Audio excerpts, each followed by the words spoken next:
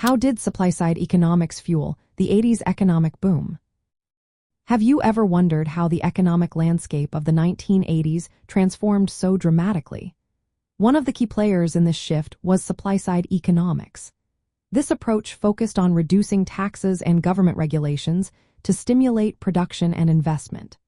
Often associated with President Ronald Reagan, this strategy aimed to create a more favorable environment for businesses and investors. The core idea behind supply-side economics is that economic growth is best achieved by improving conditions for producers rather than simply boosting consumer demand. When people keep more of their earnings due to lower taxes, they are more likely to work harder and invest.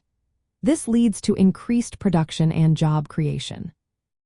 In the early 1980s, the Reagan administration enacted significant tax cuts through the Economic Recovery Tax Act of 1981. The top marginal income tax rate was slashed from 70% to under 40%.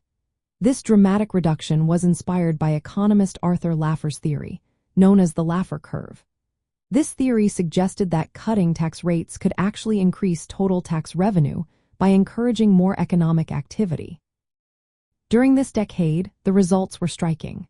The gross national product saw a notable rise, inflation rates decreased, and employment surged, particularly in small businesses.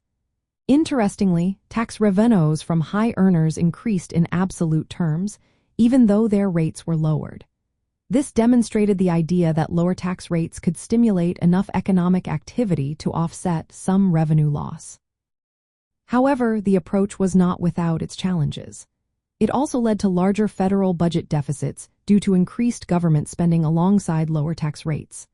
Critics pointed out that the benefits were not evenly distributed, often favoring the wealthy.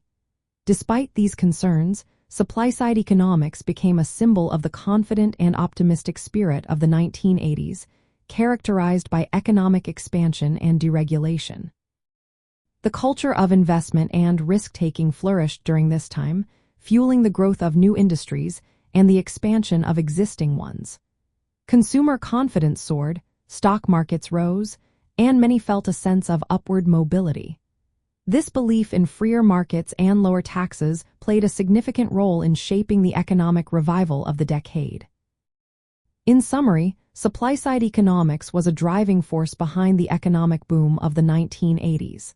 By focusing on tax cuts and deregulation, it aimed to create an environment where businesses could thrive, leading to job creation and increased economic output.